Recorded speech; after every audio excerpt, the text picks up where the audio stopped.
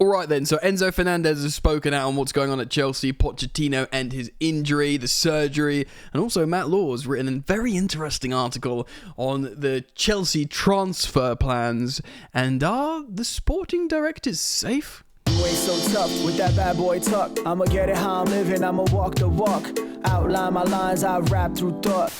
Yes, welcome back to Football Therapy with me, your host Jan. I hope you're doing well. Really do hope that. Apparently 2 videos a day at the moment, because there's so much to talk about, and I want to be a resource for you guys, where as soon as some news pops across social media, news media, football media, Chelsea media, that I'm here to deliver it to you guys as soon as possible, giving you hopefully what is a valued opinion of mine. So there's more to get into today, and if you think that's for you, then why not subscribe and hit the bell if you choose to subscribe. And in the meantime, new viewers, old viewers, new subscribers, old subscribers, thank you for liking the video, and why not share it? Share the love. Let's start off with Enzo Fernandez's. The comments of Enzo Fernandez. So he spoke to, I believe, some Argentinian media. Christian Martin, talking about, the Copa America this summer. Of course, both him and Caicedo will be playing for Argentina and Ecuador, respectively, and hopefully respectfully. So he talked about his injuries. He says, look, I've been playing with pain and injections for the past 8 months, which is nearly the entire season, which is interesting to see that he didn't opt for surgery sooner. Maybe he thought the injections early doors would help him overcome it rather than postpone surgery. But he says, look, I had to make the decision to have the surgery. It was for the best. I was harmed. So listen to these words. Listen to these bars, ladies and gentlemen. I was harming the team, and I didn't want to expose myself. So he says, so he wasn't saying he's saying I was hurting the team. He says, I'm fine, people can relax, I'm evolving day by day, and I'm eager for the Copa America. So he talks about that. I've said it here before that I want him to go and have a good Copa America, because so far, the best of Enzo Fernandez is in an Argentina shirt. So I want him to go and have a good Copa America, recover from this injury, and return to Chelsea. He also dropped some insight on Chelsea. Obviously, he's been speaking about his injury there, but he spoke about Chelsea. He said this: when I arrived at Chelsea, it was a mess. Yeah. There were many, many players, and then Mauricio Pochettino has come in. He's brought order. He's brought an identity to the team, and the work ethic is different. Another player praising Pochettino positively. Obviously, it's his countryman. I didn't know, it'd be interesting. I haven't seen a particularly close bond between Pochettino and Fernandez. I thought they're both from Argentina. He's just won the World Cup for his country. I thought there'd be this super bromance, but it's good that there's not a particular one, that he loves everyone. He's got really close with Noni recently. He's got a special interest in Jackson and Mudryk. He's getting the best out of Cole Palmer. Cole Palmer seems to love him. Captain Reece James of Chelsea loves Pochettino. So this is not new. We know the players like Pochettino, but it's interesting to hear him say it's so much better underneath him, metaphorically. Do you know what I mean? And yeah, it will surprise absolutely no one that he thought Chelsea was a mess when he joined. Chelsea was a mess. There was 42 players in the squad. Players were getting changed in the hallways. Potter sort of flown around, didn't know what he was doing. Tuchel, Potter, Lampard. There's loads of stuff went wrong. Yeah. So really interesting to hear that from Enzo Fernandez. Let me know what you think about him and his comments about his injury, how you think he could return and integrate into the team and hopefully revitalise to become a starter again, because he's got a lot to give, we forget. Let me know what you think in the comments, and let's move on. Right, so Matt Law's written on The Telegraph about everything, really. Interesting insight. He's spoken about the transfer situation, and of course that is a hot topic, especially with an ever progressing Chelsea team. It makes you think, what do we need? Well, apparently he's going to tell you what we're looking for. Chelsea sporting directors Win Stanley and Stewart are not facing doubts over their positions as the club, of course, prepares for the next week's end-of-season review, while the future of head coach Pochettino will ultimately be decided when the season is fully assessed in the days after the final game against Bournemouth, when Stanley and Stewart are not thought to be in a similar situation. Indeed, when Stanley and Stewart, who attended Chelsea's victory, of course, against Forest with Badadic Barley in the stands, retain the enthusiastic backing of prominent figures on the club's board.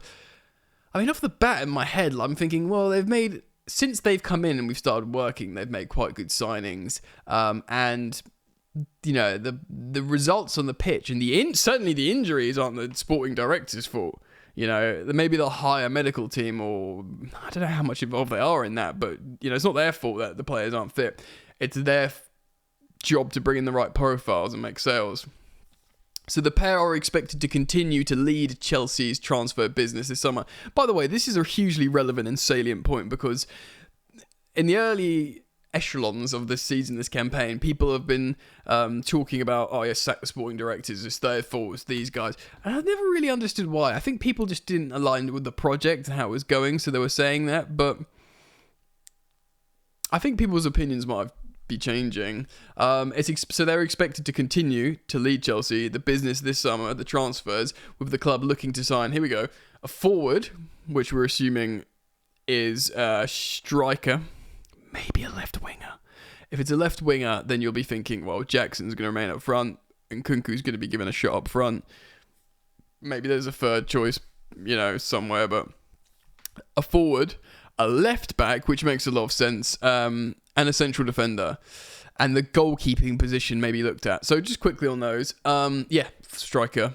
If they're forwards, a striker, or a left winger, I'm kind of down with both, either or.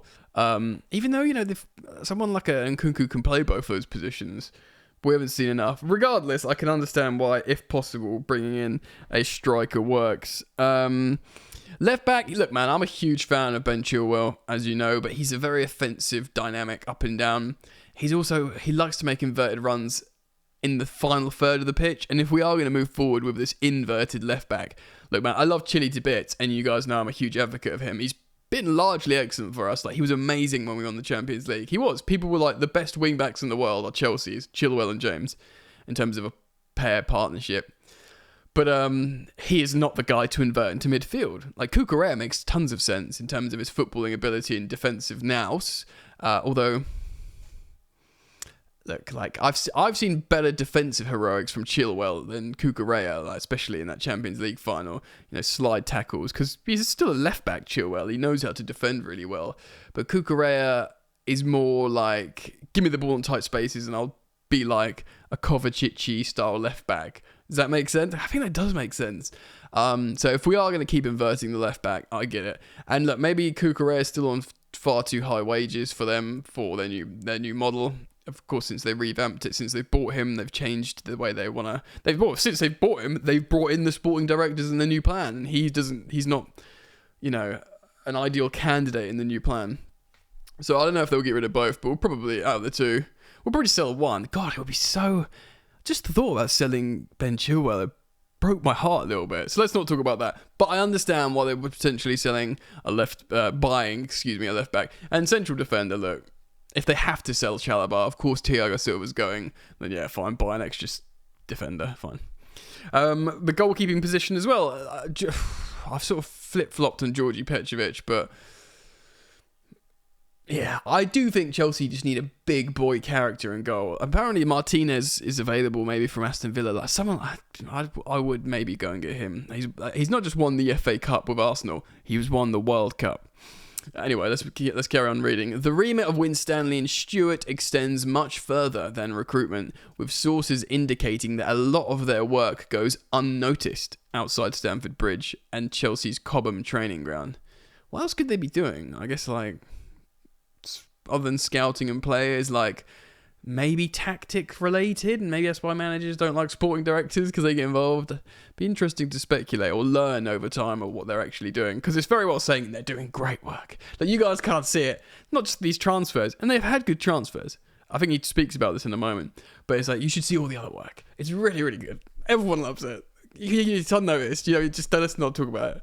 Like, I'm sure he's telling the truth, but I wonder what it is. So they faced criticisms at the time, the sporting directors, following an overhaul of the squad last summer that saw the average age of the playing staff, of course, drastically cut.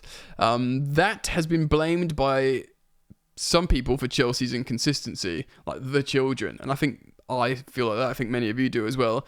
And I feel like that's also will naturally resolve itself as they grow up, but also as they just sort of get settled. While Pochettino has suggested that some of the responsibilities for the difficulties the club has faced should be shared. Yeah, and I like that from Poch. He sort of said, look, it's my fault. It's not just my fault here. It's a shared responsibility of where we are as a club right now. And he's right, and I'm glad he's got the cojones to say that.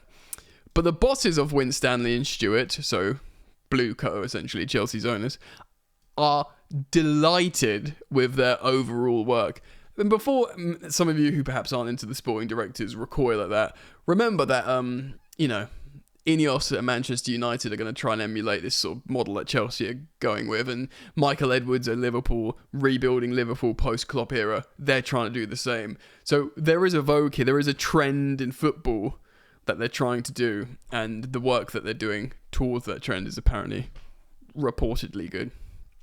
And believe they will be helped by the further addition of Director of Global Recruitment, Sam Jewell. Of course, this new guy who we knew that we were getting a while ago, but he's already started work last week, so he's just joined Chelsea. He's Director of Global Recruitment, and apparently now working with the new sporting directors, Chelsea are going to move in even more of a positive direction. I mean, we don't... I guess this will be like Strasbourg stuff and buying another club and, doing the multi-club model eventually, because these guys will be involved with all of it. Because there is going to come a time where Chelsea have a good squad of loads of young, talented players. I mean, I feel like we're already nearly there. So like how, these guys are going to have to do something else at some point. So yeah, Cole Palmer has been the most obvious success story for the sporting directors, especially, of course, Lawrence Stewart. He's like his guy, right? But Chelsea have also been delighted with the signings, such as Nicholas Jackson, who, of course, is on 14 Premier League goals, or should we say 14 non-Premier League goals, which actually is ruddy excellent. He gets one more. He's level with that season Tammy Abraham, who scored 15 non-Premier League goals, and everyone was like, yeah, success.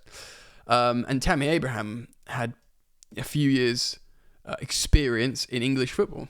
And of course, Malo Gusto, great signing as well. Record signing Caicedo has performed impressively over recent months after taking some time to adapt, while Madueke and Mudryk have managed to hold down regular starting spots. Of course, they've had an upturn of form and results. Slow and gradual success stories there. Mudryk scored against Forest, Madueke scored against West Ham and Aston Villa. It's hoped that the likes of Romeo Lavia and Nkunku, those whose seasons were ruined by injury, can make big contributions next season. And yeah, you'd have to, Lavia is another Lawrence Stewart signing, and he's had massive hits with Cole Palmer, so Lavia could be an excellent, just those two fit and available all season. That could be that's not signings, that's players we've already got. That could be massive. We don't know. That could genuinely be massive.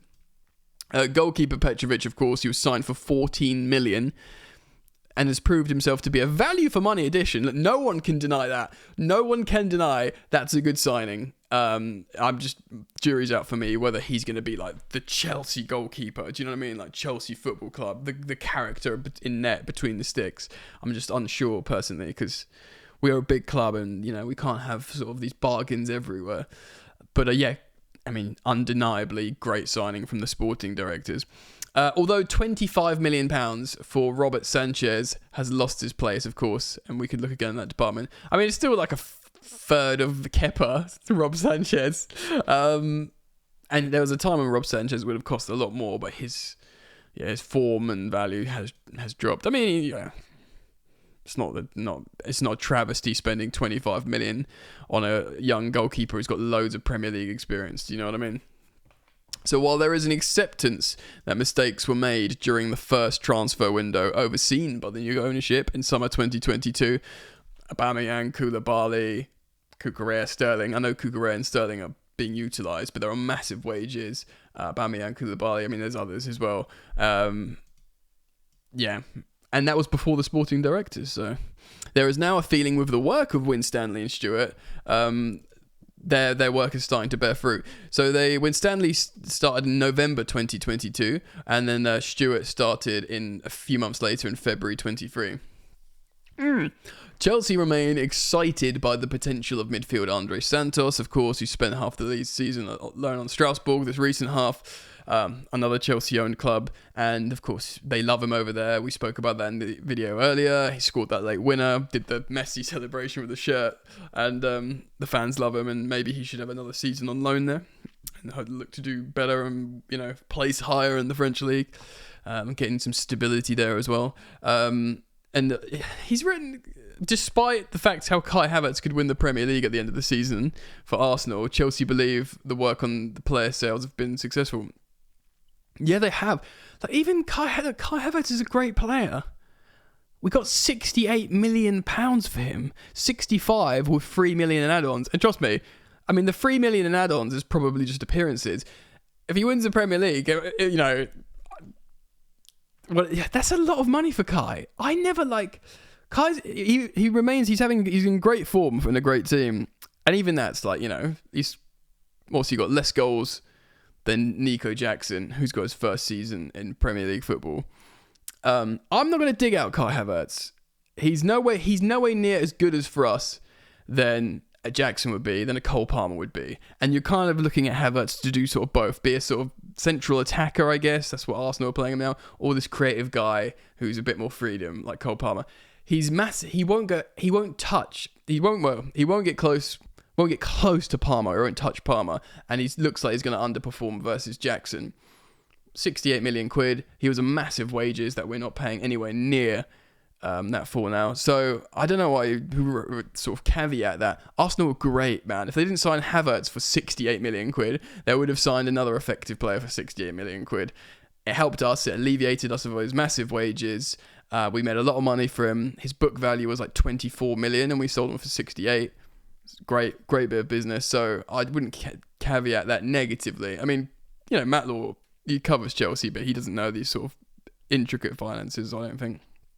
So it's great work. And of course, Mason Mount, 55, going to 60. You might have your allegiances with Hall and Maatsen, but the amount of money they're bringing for pure profit is immense. Of course, we made pure profit on Ruben Loftus-Cheek as well, going to Milan. And of course, a very little pure profit of Callum Hudson-Odoi, but a few million. It's because of his wages. He costs very little. And the sales have been brilliant.